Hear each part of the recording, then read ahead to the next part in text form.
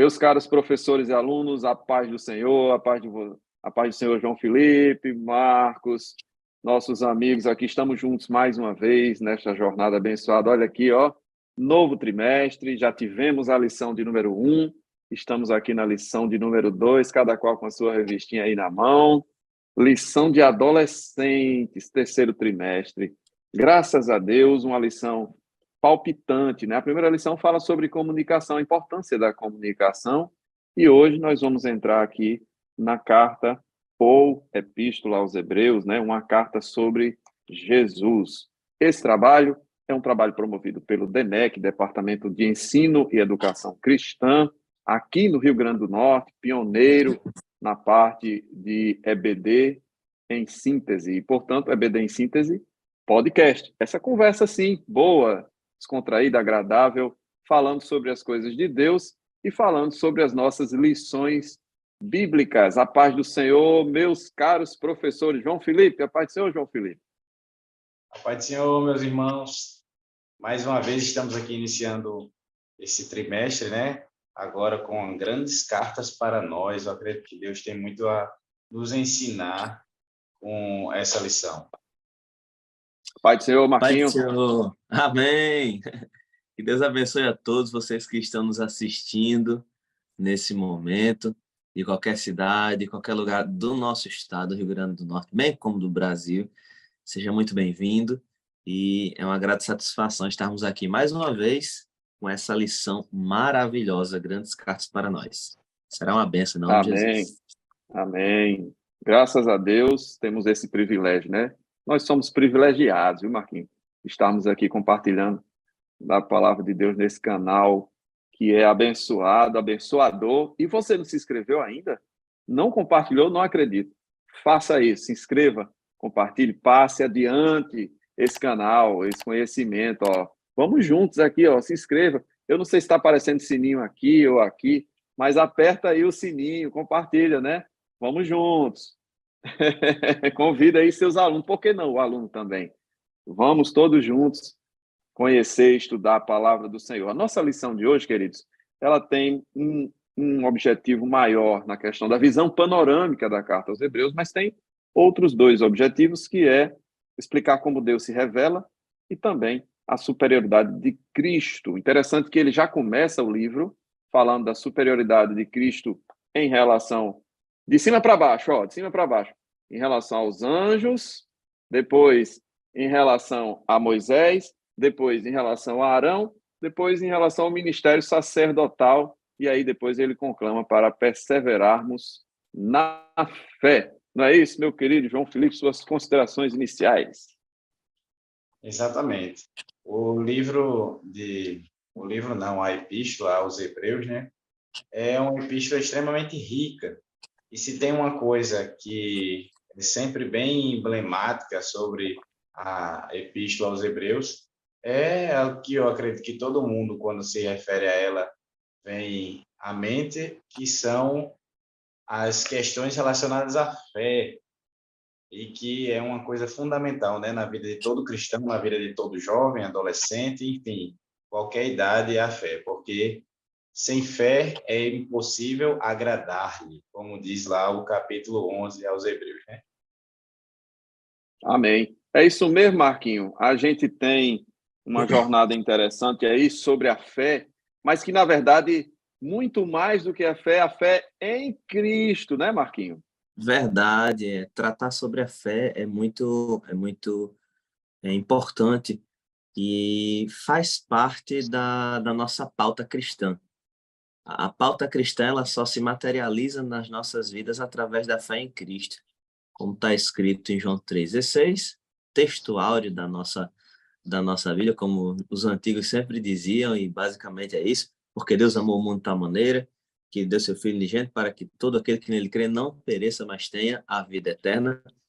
E tratar sobre fé é tratar sobre a questão do firme fundamento, como o próprio escritor aos Hebreus falou, que é o firme fundamento das coisas que se esperam e a prova das coisas que não se veem. Então, é muito importante a gente localizar a nossa fé naquilo que realmente vale a pena acrescentar à nossa vida, que é a fé em Cristo. Talvez as pessoas localizem sua fé em estrelas, astros, em coisas da natureza, mas nós apontamos para Cristo. Toda palavra aponta para Cristo. E o escritor aos Hebreus vem colocar isso no coração daqueles para quem ele estava escrevendo. E a fé daquele que se dispôs a viver o evangelho precisa sempre apontar para Cristo em toda e qualquer situação, inclusive de perseguição. Muito bem. Colocações iniciais postas, eu quero chamar a atenção para uma dica pedagógica que está na nossa lição e que é conteúdo do livro do pastor Antônio Gilberto, conterrâneo nosso aqui do Rio Grande do Norte. Saudoso, Ele pastor diz, João. né, saudoso pastor João Antônio Gilberto, um homem de Deus, ele escreveu um livro chamado Manual da Escola Dominical. E ele coloca algo que eu considero interessante para efeito didático, que é o plano de aula, tá? O planejamento. Ele coloca aqui umas sugestões, eu achei interessante citar, porque para nós, professores, um planejamento de aula é importante para você não se perder, nem perder conteúdo e nem perder o tempo, porque, como nós sabemos, temos um tempo de aula, né? 40, 50 minutos, 60, dependendo da congregação, e o pastor Antônio Gilberto ele faz uma proposição, né? O tempo da introdução, explorar durante 30 minutos, recapitular, etc. O importante é que o professor não descuide da preparação, principalmente em lições como essa, que procuram trazer uma visão panorâmica. Ora, nós estamos falando de uma carta com 13 capítulos, e que, se não for muito bem planejada, você para no terceiro ou quarto e a aula termina, e fica aquele gostinho de quero mais, e que a coisa não chegou a uma conclusão, não chegou ao fim. Então, como dica pedagógica, eu quero sugerir, meus caros amigos, professores, que se preparem bem, façam um plano de aula bem feito, para que esse tempo destinado, seja de 50 ou 60 minutos, ele seja muito bem aproveitado e que haja espaço para os alunos participarem, fazerem perguntas, colocações, né? Aqui também tem um ponto de vista que fazer uma cartinha de um aluno para outro de forma anônima, né? Simulando o autor da carta aos Hebreus. Isso é interessante, isso movimenta a sala, né? Uma classe de adolescentes, eles querem se movimentar, conversar, participar. Isso é saudável e eu acho que é uma dica muito feliz e deve sim ser aplicada. Mas aí, uma carta anônima. Por que uma carta anônima, Marquinho? Né? Nas empresas, a gente faz uma análise que é 5W, 2H. Esse 5W é sigla americana, mas quer dizer assim, o que, por quê, quem, onde, quando, como e quanto. Essa parte do quanto, que é dinheiro, não interessa para nós. Mas essa análise, ela é sempre muito bem-vinda quando você faz uma análise panorâmica de um livro, né, de uma carta. Então, essa quem, né? Quem? A gente não sabe, né, Marquinhos? Quem é o autor aos Hebreus, Marquinhos? Eu tenho certeza que você vai Meu perguntar a Jesus quando Deus chegar do lá no céu. céu. Rapaz, eu vou fazer questão de saber, rapaz. Mas, assim, vários teólogos já disseram algumas vezes, foi Paulo que escreveu, tem alguns que sustentam que foi Priscila quem escreveu, tem outros que sustentam que foram outros grandes personagens da igreja primitiva, porém uma coisa é certa, não se sabe o porquê do motivo que o autor dessa carta foi oculto, mas o que importa não é quem a escreveu, e sim a mensagem que nos traz acerca do projeto da salvação através dos tempos e através daquilo que o Senhor preparou no meio de uma geração, por vezes, tão enfraquecida de fé, mas nós vemos, pelo menos só recapitulando Abraão, que Abraão venceu fazendo da sua vida um porta-voz da fé verdadeira no Deus a quem ele servia, ele foi justificado pela fé. Talvez ele nem conhecesse o plano da salvação, mas ele foi justificado pela fé e por isso ele também tem acesso à vida eterna como eu e você nós temos. Muito bem. Essa autoria, ela às vezes é discutida exaustivamente, mas é como o Marco Júnior disse, não é tão importante quanto a mensagem. Mas ela também tem um destinatário, né? Como uma carta, como uma epístola, só um parêntese, carta, epístola, né? A carta tem um caráter pessoal, a epístola tem um caráter universal. Ela foi mais considerada epístola. Na verdade, a grande maioria são epístolas, né? Porque mesmo quando você escreve a Filemon, por exemplo, tem uma aplicação para a igreja. Então, a gente chama de epístola mesmo. E a verdade é que tem um destinatário, que são os judeus, né, João? Que judeus são Exatamente. esses, João? É interessante a gente lembrar que nessa época que foi escrita a carta, o cenário mundial, geopolítico da época, né? A gente lembra que naquela época ali já tinha se passado o cativeiro babilônico, já tinha se passado o domínio dos gregos, já estava no Império Romano, e nesse Império Romano, Jerusalém já tinha sido invadida por vezes, e os povos, os hebreus, os judeus, tinham sido se espalhados para toda a face da terra, porque a gente sabe que o Império Romano, que inclusive dentro do, do plano divino, eles estavam ali e até contribuíram para que o evangelho fosse anunciado, porque imagine se fossem vários impérios diferentes, né? E quando Roma estabelece ali a Pax Romana, dizendo que todo mundo que está no Império Romano tem acesso a qualquer canto que Roma domine, então você tem aí hebreus espalhados por toda a face da terra, que era do domínio de Roma, e também alguns que não estavam sob o domínio de Roma, estavam em terras mais longínquas, mas que também eram hebreus, tinham suas raízes judaicas.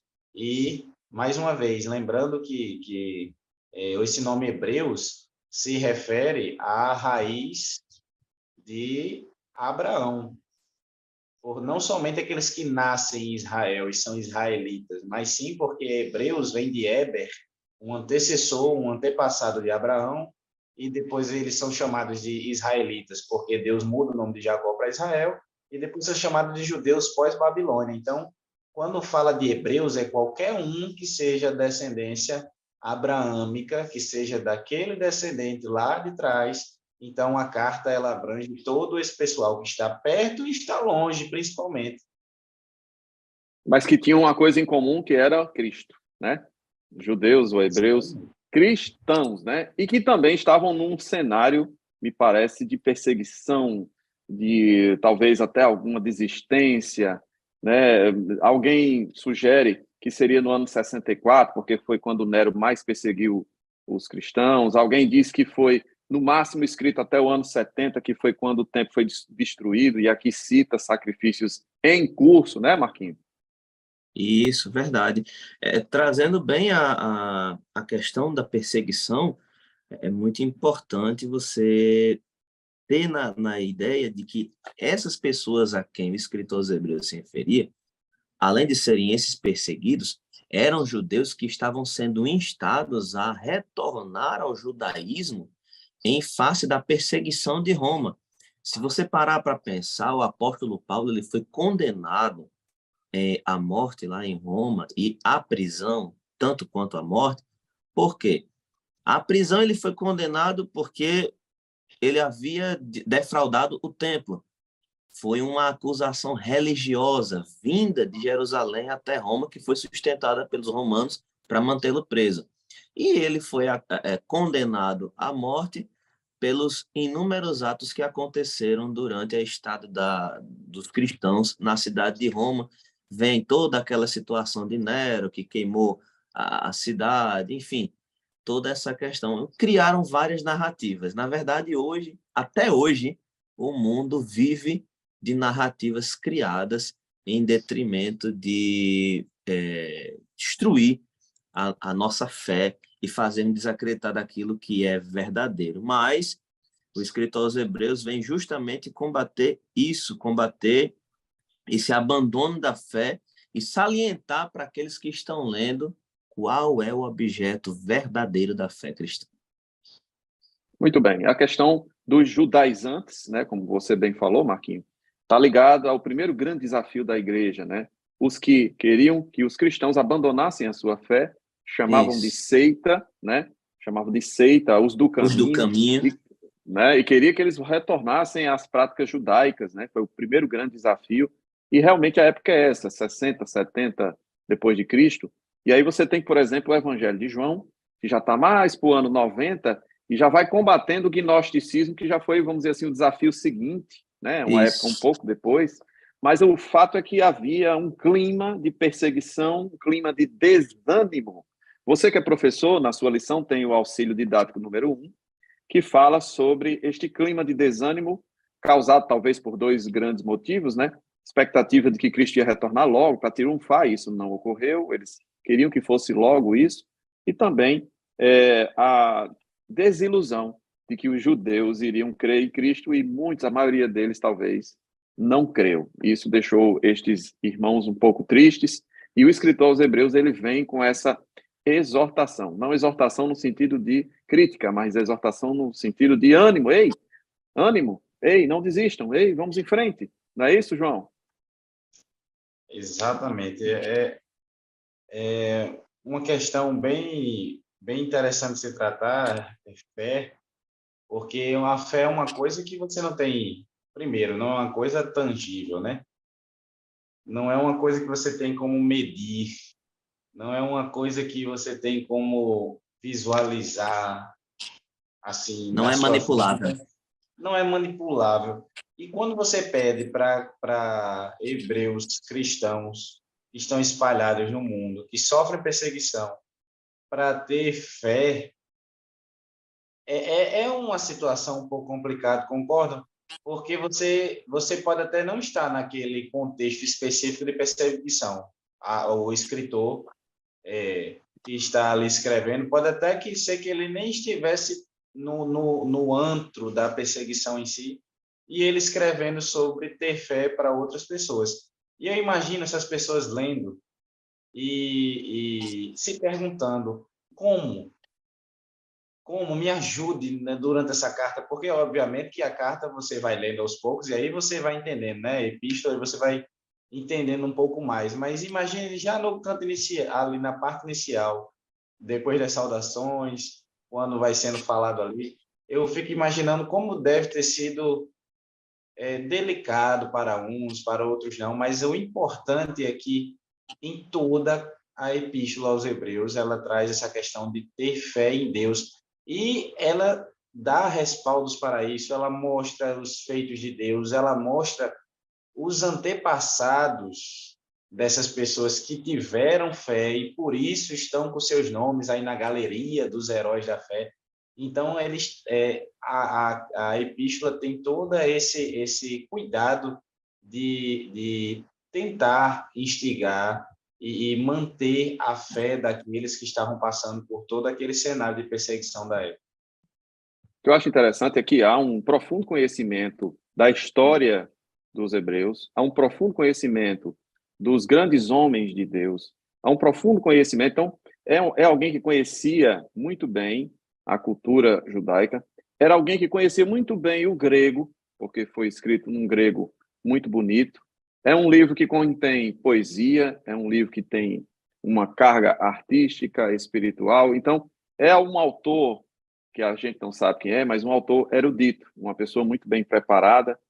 Há quem diga que não poderia ser mulher, porque no capítulo 11, versículo 32, é usada a forma masculina no grego original. Mas não é objetivo da gente ficar entrando nesse tipo de discussão. Mas a verdade é que era um profundo conhecedor do Antigo Testamento, era um profundo conhecedor do grego, né, da cultura grega também, e que defendia a Cristo. Esse é o objetivo, né? Esse é o panorama. Ele começa defendendo Cristo acima dos anjos, depois de Moisés, depois de Arão, depois do ministério sacerdotal, e depois vai impactando, né, as vidas e trazendo essa exortação maravilhosa. Então, esse panorama é o primeiro grande objetivo da lição. O segundo objetivo da lição, a segunda parte, é mostrar como Deus tem se revelado ao longo do tempo, que o escritor aos Hebreus também é muito feliz nestas colocações, porque Deus não se revelou de uma só vez para uma só pessoa. Ele vai, ao longo do tempo, se revelando pouco a pouco, né, Marquinho? Isso está muito característico na segunda parte da lição. Mas olha, eu fico até emocionado falar isso, porque esse é o grande mistério da vida. É o grande mistério da vida. É Deus se revelar ao homem. Desde o Gênesis, Deus é quem se revela ao homem.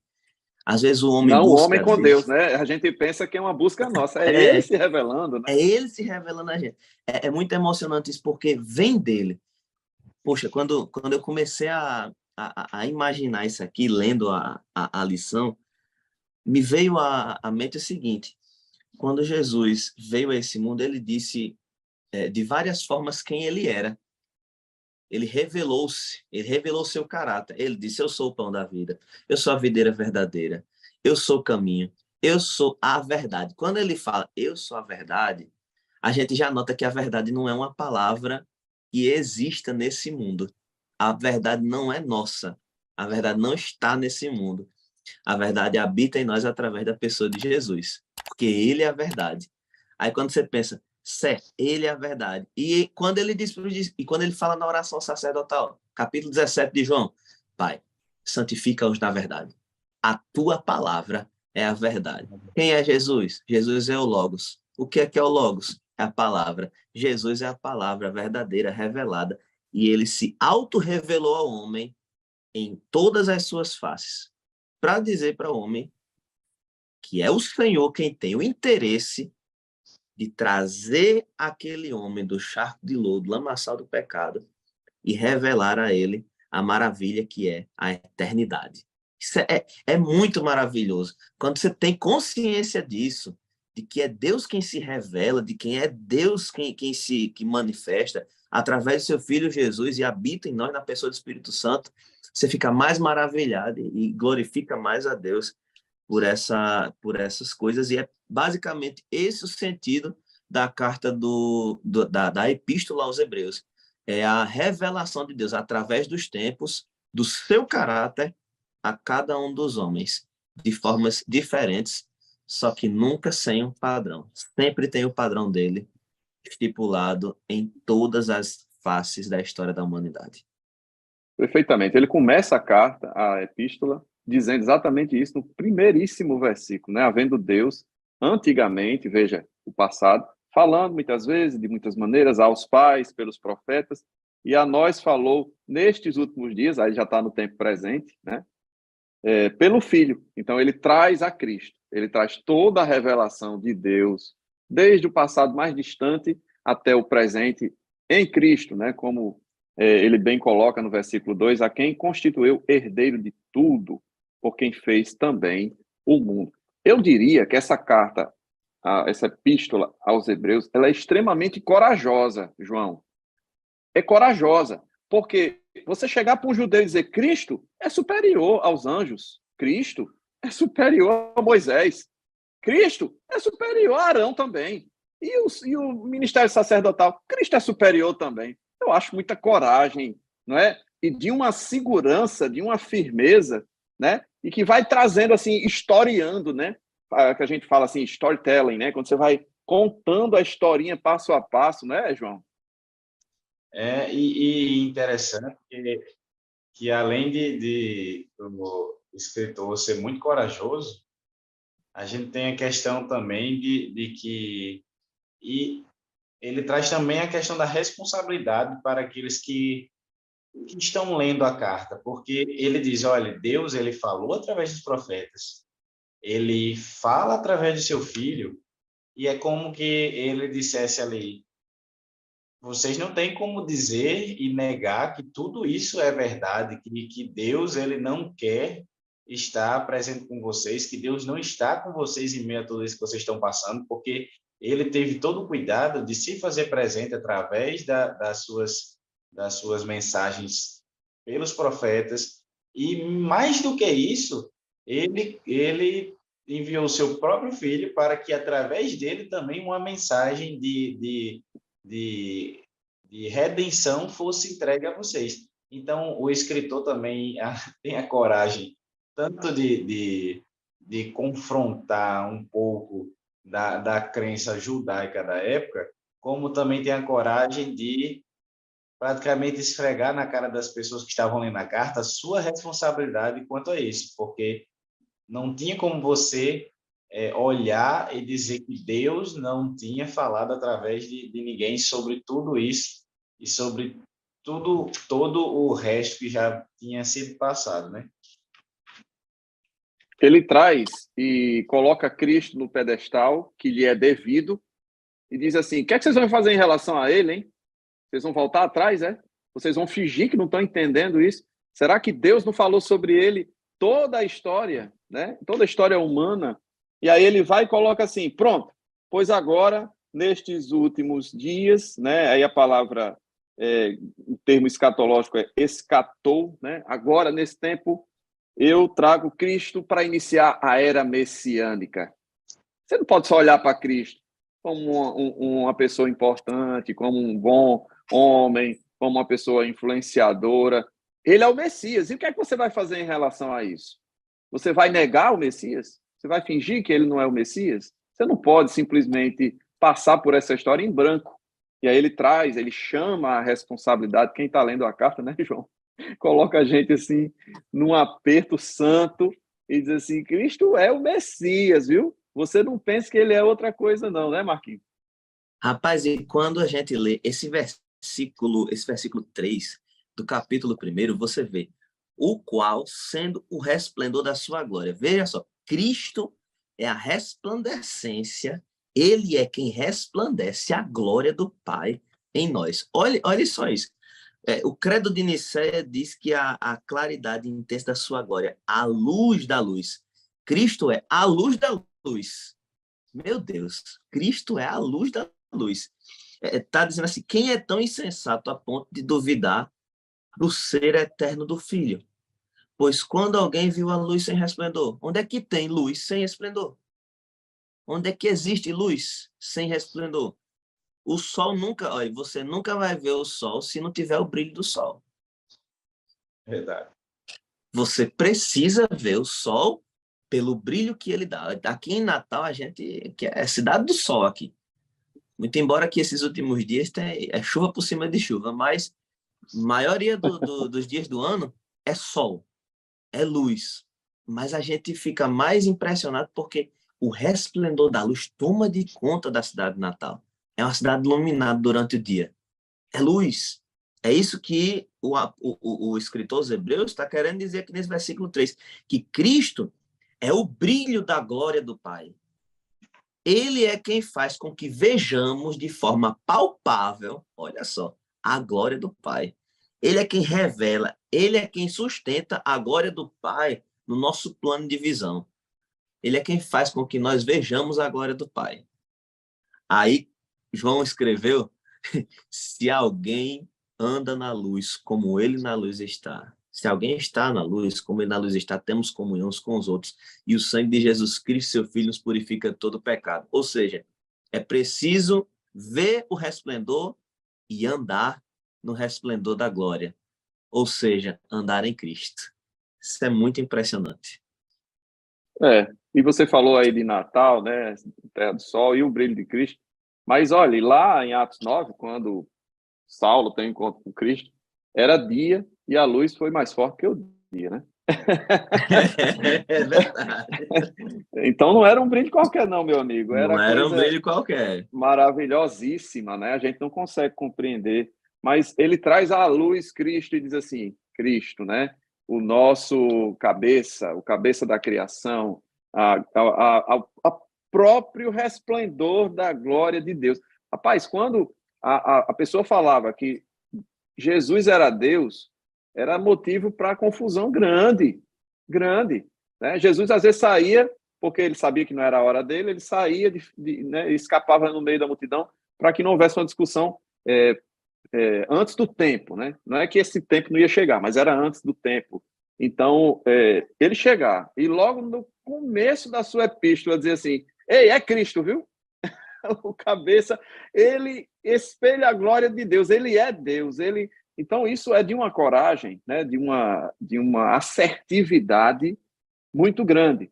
Então a terceira parte da lição, né, a gente tem esses três objetivos, como Deus se revela, e a gente já sabe, paulatinamente, um pouquinho para cada um, são 40 autores na palavra de Deus, né? E aí, esse resplendor, ele vai surgindo, surgindo, surgindo, até ser dia perfeito na pessoa de Cristo, né? O dia se tornou perfeito quando ele surge e se revela para nós. E aí vem a terceira parte da lição, com seu objetivo de mostrar a superioridade de Cristo, primeiramente aos anjos, mas também a Moisés, Arão e todo o sacerdócio. Não é isso, João? Fala um pouco para nós aí sobre a superioridade de Cristo. Será que ele é superior a tudo mesmo? Meu Com Deus. certeza, com certeza. Aquilo que, se você tem dúvida sobre isso, caro ouvinte, vamos conversar, tem uma conversa séria. Ó, o comentarista da lição, ele traz o primeiro tópico separando o texto, né, em tópicos, e ele traz essa questão da superioridade de Cristo aos anjos. É importante a gente lembrar, por exemplo, de versos como do Salmo 8, que a gente entende um pouco sobre a natureza dos anjos e algumas coisas assim. E lá no Salmo 8, a gente tem, por exemplo, um verso que fala que Deus nos fez pouco inferior aos anjos. Pouca coisa. Pouquinha coisa. E isso denota que, se a gente fosse fazer uma hierarquia, a gente tem Deus, tem Cristo acima de todas as coisas, a gente tem os anjos e logo após os seres humanos. E Deus é tão misericordioso que os anjos, por sua vontade, por seu decreto, eles ainda servem a nós segundo a vontade de Deus, certo? Não é segundo a minha vontade. Ei, anjo, faça isso aqui para mim, que ele não é seu serviçal, não. Ele está a serviço do Criador. Então, quando ele traz que Jesus é superior aos anjos, a gente sabe que na cultura judaica, os anjos eles tinham um simbolismo muito importante. Afinal de contas, todas as vezes que Deus ele queria tratar de maneira mais incisiva com o povo, ele revelava as coisas através de anjos e até através de aparições que a gente chama, né, de teofania, que a gente já é bem conhecido nosso. E interessante que o autor aos Hebreus ele vai falar que Cristo, o Filho de Deus, ele é superior aos anjos por alguns motivos. Primeiro, eles são adoradores. Os anjos estão a serviço e eles são adoradores. E o adorado do contexto é Cristo, né? E a gente vê também que eles são criaturas. E Jesus, como parte da Trindade, ele é criador. Jesus, ele é criador, assim juntamente com o Pai, com o Espírito Santo. Então, a gente vê vários pontos que afirmam que sim, Jesus, ele é Deus e, portanto, ele é superior a qualquer criatura, mesmo que sejam anjos. Apesar dele ter dito que ele estava aqui na Terra para servir, e em ato de humildade ele ir lá lavar os pés dos discípulos, mas também a Bíblia diz que todo o poder nos céus e da terra foi dado a ele. Então, se alguém ainda tem dúvida que algum outro ser celestial, seja ele qual for, tenha superioridade a Jesus, tem que acabar com essa conversa aí, porque eu já escutei coisas tão esdrúxulas até já de pessoas dizer que, por exemplo, Lúcifer era, quando estava ainda trabalhando, era maior até que o próprio Jesus, que era maior até que o próprio Jesus. Já escutei, fui obrigado a escutar esse tipo de coisa num debate com um colega meu, porque ele disse que ele sim era a coroa da criação, e depois que ele cai é que Deus tem que agora ter um outro filho preferido. Eu digo, oh, meu Deus A do céu. referência é Heresias 3:25, né? Exatamente. Eu digo, tenha misericórdia dessa pessoa.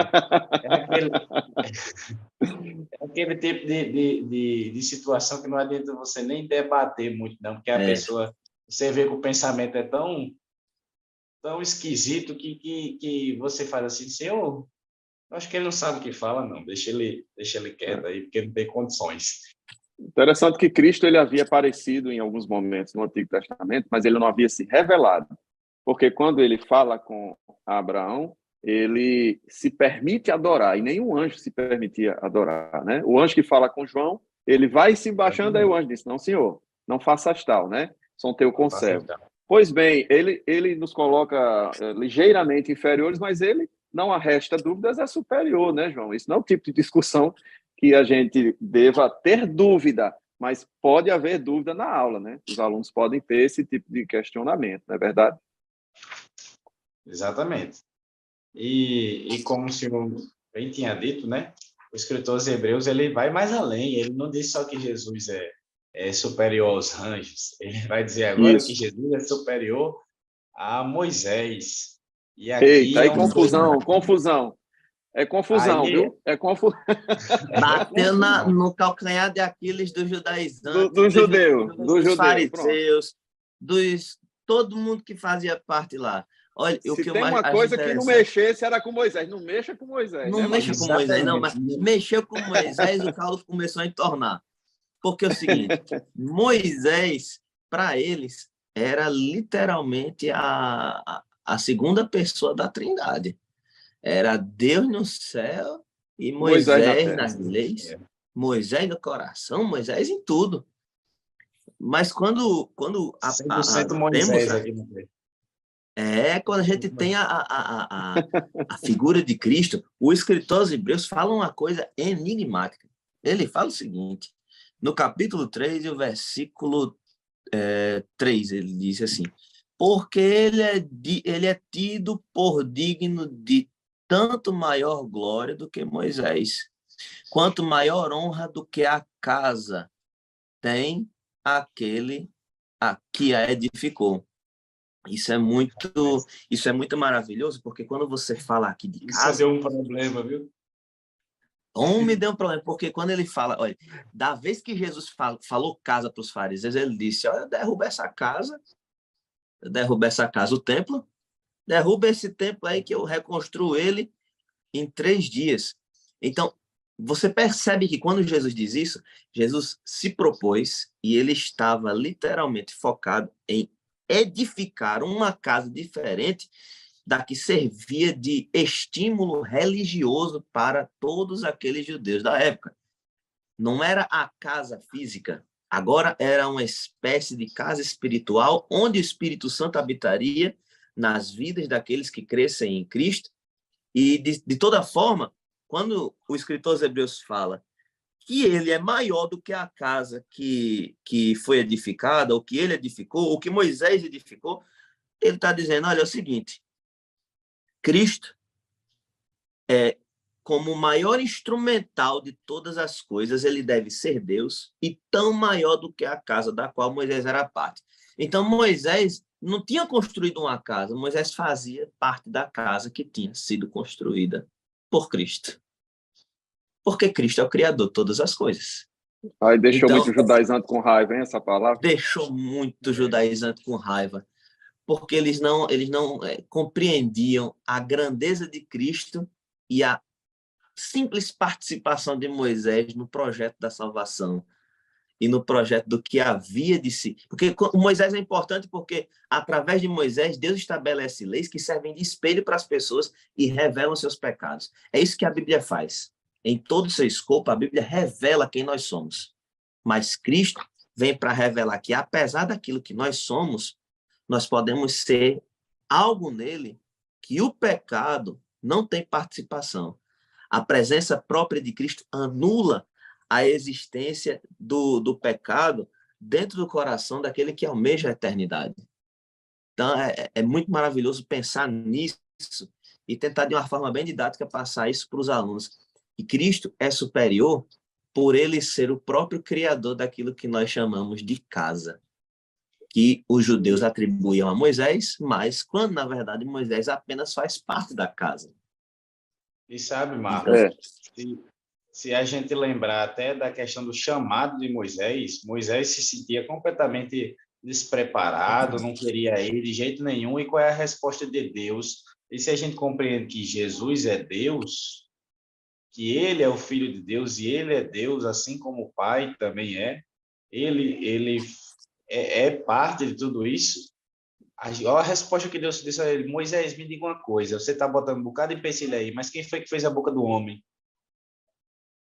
Quem foi que fez a boca do homem, Moisés? Não fui eu. Então, por que você está botando um monte de empecilho? Então, a gente já vê aqui Deus dizendo ali para ele, claramente dizendo: rapaz, deixa de botar desculpa na frente das coisas. Eu não estou dizendo a você que eu sou superior a tudo isso aí que você está botando de problema e vou dar um jeito e você vai tirar o povo de lá. Que coisa, que conversa, rapaz.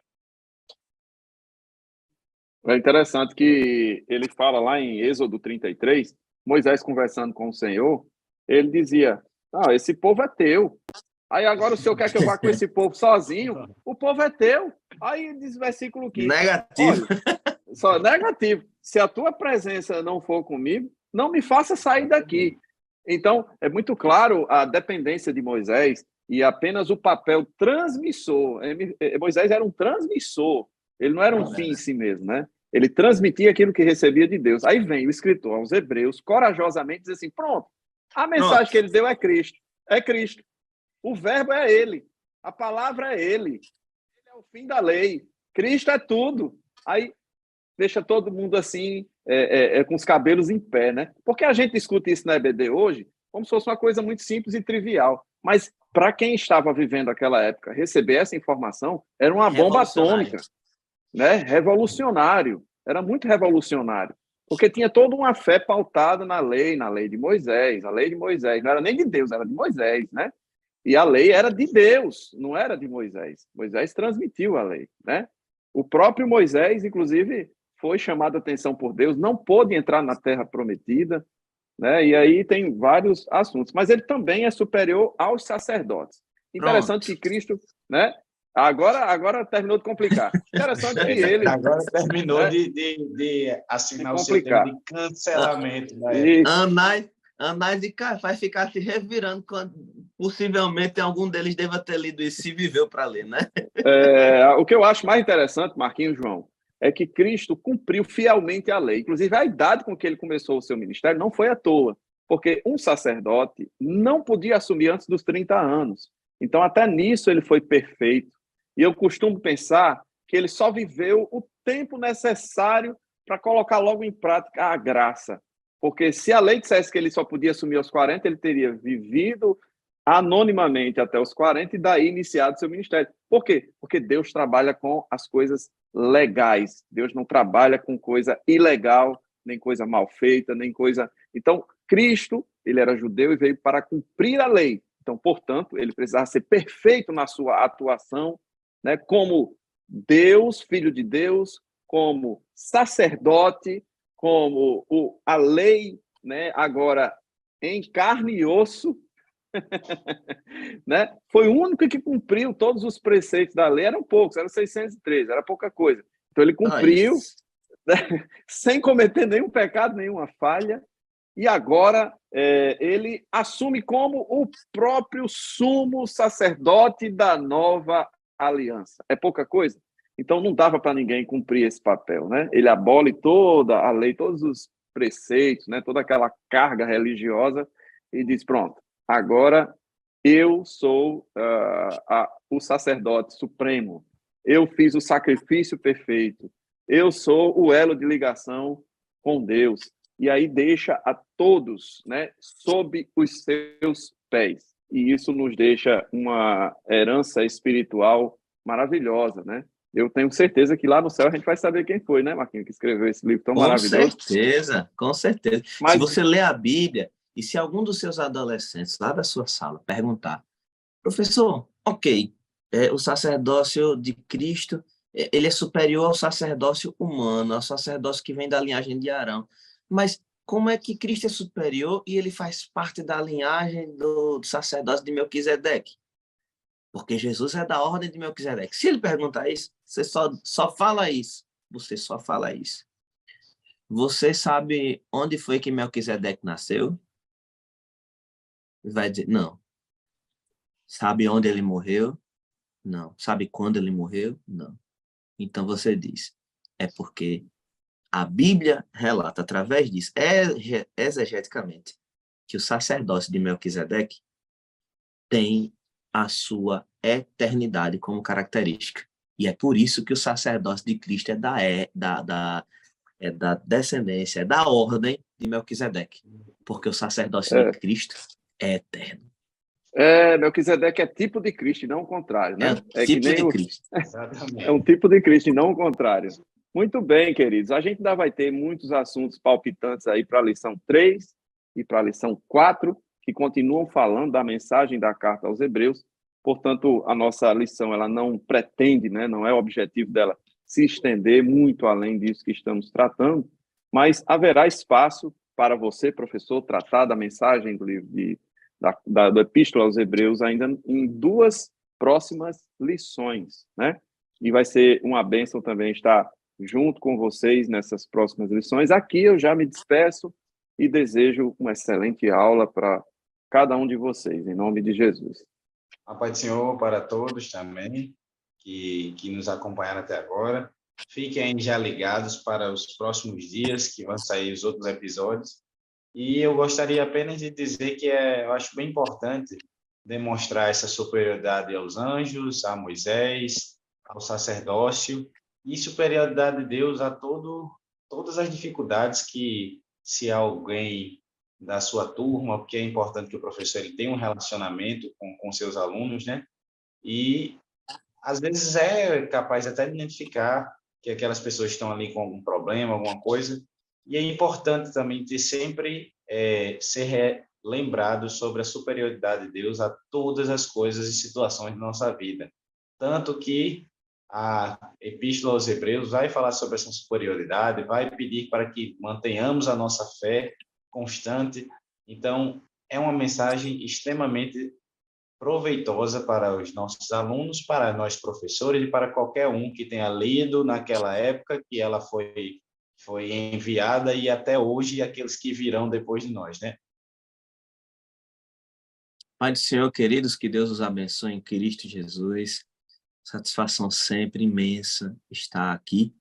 E a única coisa que eu posso dizer depois de fazermos esse panorama, pelo menos dos primeiros 4 capítulos da Epístola aos Hebreus, é que, além de Cristo ser superior a tudo, ser maior do que tudo, Cristo é a essência de toda a verdade que eu e você nós acreditamos. Cristo é a essência de tudo. E ele, como bem disse o escritor aos Hebreus, ele é o autor e consumador da fé. Então, faça com que essa superioridade de Cristo, descrita nas Escrituras, seja transmitida através da sua vida pela instrumentalidade da palavra do Senhor. Tá bom? Que Deus abençoe vocês. Aguardem os próximos episódios. Se você não é inscrito, se inscreva, na verdade, e compartilhe esses vídeos com os professores, com os alunos também. Vai ser uma bênção em nome de Jesus. Amém. Desejo a todos Colossenses 3:11, parte B. Cristo é tudo em todos. A paz do Senhor. Fiquem com Deus.